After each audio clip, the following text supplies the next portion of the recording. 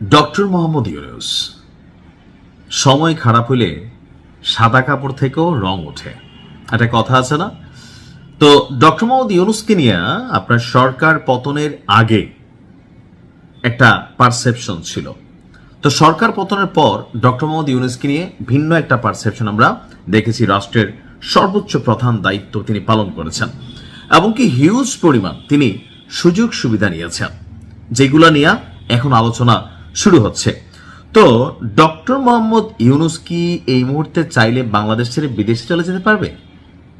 দর্শক, ডক্টর মোহাম্মদ ইউনূসের জন্য একটা বড় ধরনের দুঃসংবাদ আছে যে তিনি অল্প কিছুদিনের মধ্যে যদি রায়টা চলে আসে তাহলে চাইলেই তিনি দেশ ছেড়ে যাইতে পারবেন না, পালাইতে পারবেন না, বিদেশও যাইতে পারবেন না, কাজে হোক আকাজে হোক। সেই ক্ষেত্রে তাকে রাষ্ট্রীয় অনুমতি নিতে হবে। এখন কি এমন ঘটাইলো ডক্টর ইউনূস যে তার দেশ থেকে নিষেধাজ্ঞা চেয়ে লিগেল নোটিশ পাঠানো হয়েছে?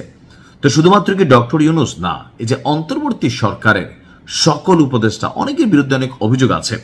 তো সবকিছু মিলিয়ে হঠাৎ করে কেন ডক্টর ইউনূস সহ সকল উপদেষ্টাদের দেশ থেকে নিষেধাজ্ঞা চেয়ে লিগেল নোটিশ পাঠানো হলো? চলুন দেখি।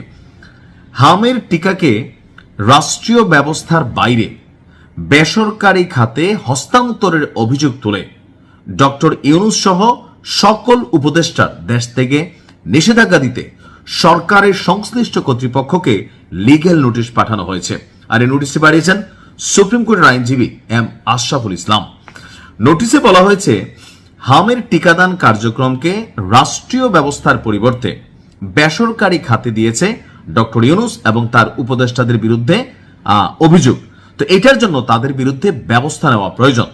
এই প্রেক্ষাপটে তদন্ত এবং প্রয়োজনীয় আইনি পদক্ষেপ নিশ্চিত করতে তারা যেন দেশ ছেড়ে পালাতে না পারে, সেজন্য তাদের দেশ থেকে নিষেধাজ্ঞা আরোপের দাবি জানানো হয়েছে। সাম্প্রতিক সময়ে আপনারা জানেন যে বাংলাদেশে হাম একটা বড় আকারের নেগেটিভ অবস্থান তৈরি করছে, বিশেষ করে যাদের ঘরে কোমলমতি শিশুরা আছে, কলিজার টুকরা সন্তান আছে। তো যে সকল বাবা মায়ের সন্তানরা হামে আক্রান্ত হচ্ছে, স্বাভাবিকভাবে গার্জিয়ান স্ট্রেস নিচ্ছে। তো এই যে হামের টিকাদানে কিছু অসঙ্গতি ছিল, বিশেষ করে গত 18 মার্চ যখন ডক্টর ইউনূস সরকার ক্ষমতায় ছিল তখন সম্ভবত এই টিকাগুলো সঠিকভাবে দেওয়া হয়নি, অথবা রাষ্ট্রীয়ভাবে এখন যেমন ধরেন বিভিন্ন কমিউনিটি হাসপাতাল অথবা বিভিন্ন শিক্ষাঙ্গন আরো বিভিন্ন মাধ্যমে এই যে টিকাগুলো আছে এগুলো দেওয়া হয়। তো ইউনূস সরকারের সময় 18 মাস সম্ভবত এই টিকাটা দেওয়া হয়নি, আর যার কারণে একটা বড় সংখ্যক পরিবার বা বাচ্চা কাচ্চা যারা আছে যাদের, তারা কিন্তু এই রোগে আক্রান্ত হয়ে গেছে। আর এটা যেহেতু সরকার ইউনূস ছিল, তার এবং তার যারা উপদেষ্টারা ছিলেন, স্বাস্থ্য উপদেষ্টা থেকে শুরু করে সিস্টেম যারা হোল্ড করেছেন, প্রত্যেককে এটার দায়ভার আসলেই কিন্তু বহন করতে হবে। তো প্রশ্ন হচ্ছে যে ডক্টর ইউনূসের দেশ থেকে নিষেধাজ্ঞার বিষয়টা আসলে সরকারের হাতে না, এটা আদালতের হাতে বা আইনের হাতে।